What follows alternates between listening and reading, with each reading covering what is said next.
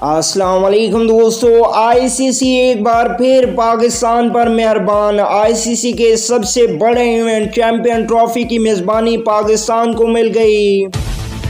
ICC ने 2024 से लेकर 2031 तक तमाम इवेंट के होस्ट का ऐलान कर दिया। ICC T20 world cup 2024 England और वेस्ट इंडीज में खेला जाएगा।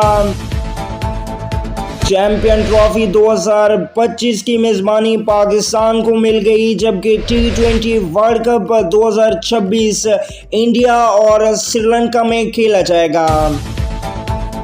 वर्ल्ड कप 2027 की मेज़बानी 3 ममालिक को दी गई, जिनमें साउथ अफ्रीका, नामीबिया और जिम्बाब्वे शामिल हैं। T20 वर्ल्ड कप 2028 की मेज़बानी न्यूजीलैंड और ऑस्ट्रेलिया को मिल गई।